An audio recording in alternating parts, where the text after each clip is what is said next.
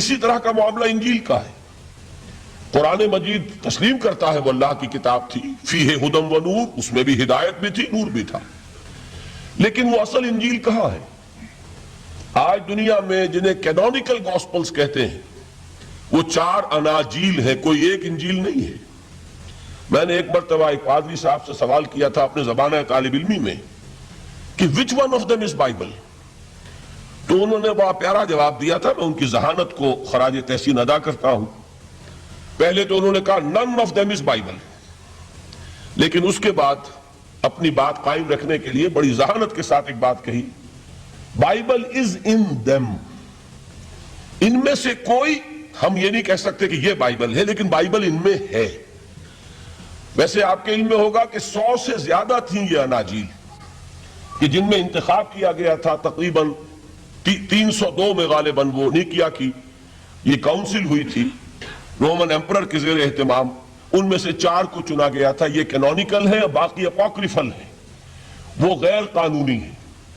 بہرحال ایک بات بالکل واضح ہے، حضرت مسیح علیہ السلام کی زبان یا عبرانی ہو سکتی تھی یا ارامائک، اور ان دونوں زبانوں میں انجیل کا کوئی نسخہ آج دنیا میں موجود نہیں. جو اس کا سب سے قدیمی نسخہ ہے وہ بھی گریک ٹرانسلیشن ہے. تو معلوم ہوا کہ ٹرانسلیشن تو اصل کبھی ہو ہی نہیں سکتا. واقعہ یہ ہے کہ کسی بھی زبان سے کسی دوسری کتاب کو جوں کا تو منتقل کرنا ممکن نہیں. قرآن مجید کا یہی وجہ ہے کہ علماء ایک بہت طویل عرصے تک ترجمے کی مخالفت کرتے رہے کہ کہیں ایسا نہ ہو کہ اگر لوگوں کی توجہ تراجم کی طرف ہو جائے تو اصل ٹیکسٹ کی طرف سے توجہ ہٹ جائے. لہذا آپ کے شاید علم میں ہو کہ جب پہلی مرتبہ ہندوستان میں امام الہند حضرت شاہ ولی اللہ دہلوی رحمۃ اللہ علیہ نے فارسی میں ترجمہ کیا تو بعض علماء نے ان کے خلاف باقاعدہ شورش برپا کی کہ آپ نے ایک غلط کام کیا ہے، قرآن مجید کا ترجمہ نہیں ہونا چاہیے، اس لیے کہ ترجمہ اصل نہیں ہوتا. آپ یقین کے ساتھ کبھی نہیں کہہ سکتے کہ آپ نے ایک زبان کے مفہوم کو دوسری زبان میں جوں کا تو ادا کر دیا. بہرحال ان دونوں کتابوں کے بارے میں ان کے اپنے ماننے والے اس بات کا اعتراف کرتے ہیں کہ وہ اصل کتابیں کہیں نہیں ہیں، اور دنیا میں سب نے تسلیم کیا ہے کہ قرآن واحد کتاب ہے.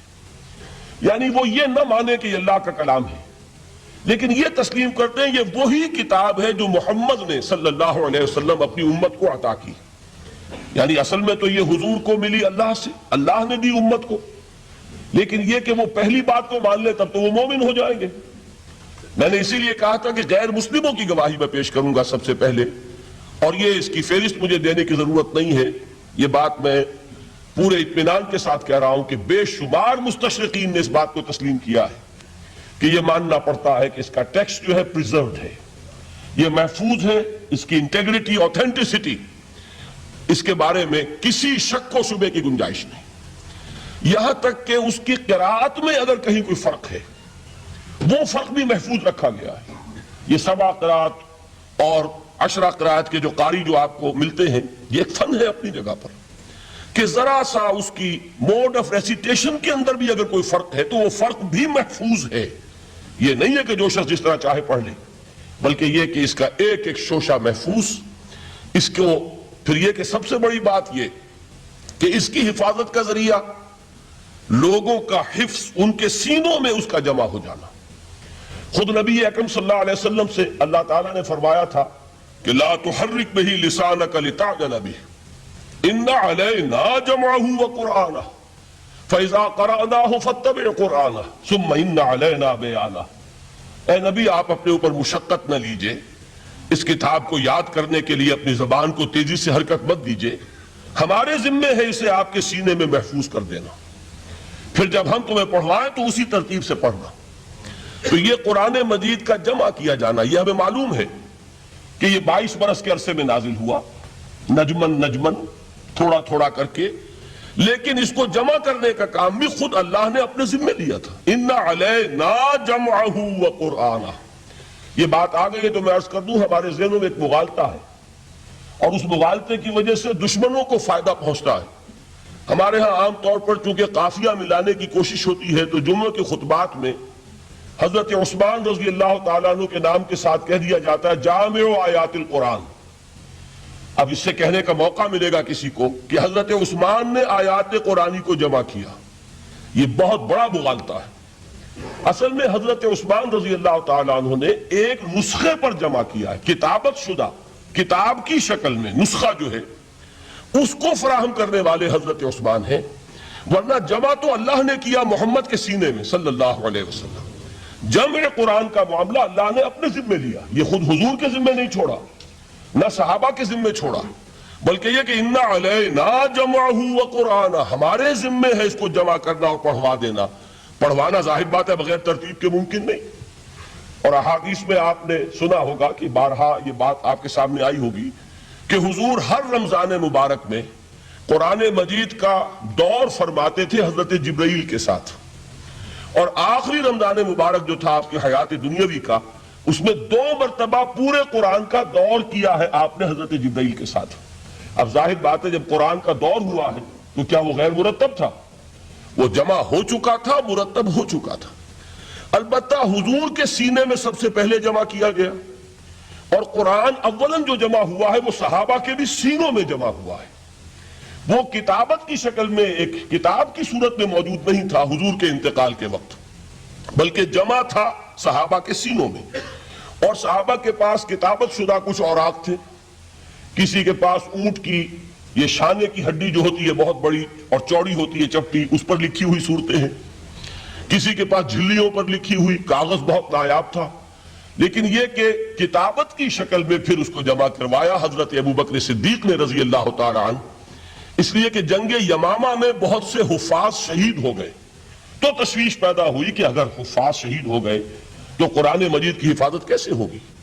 تب حضرت ابوبکر نے صحابہ کے مشورے سے وہ بورڈ مقرر کیا، اور ان میں جو حضور کے زمانے میں کتابت وحی کی ذمہ داری ادا فرماتے تھے انہی کو اس میں جمع کیا، اور انہوں نے پھر اس کو کتابی شکل میں جمع کر دیا۔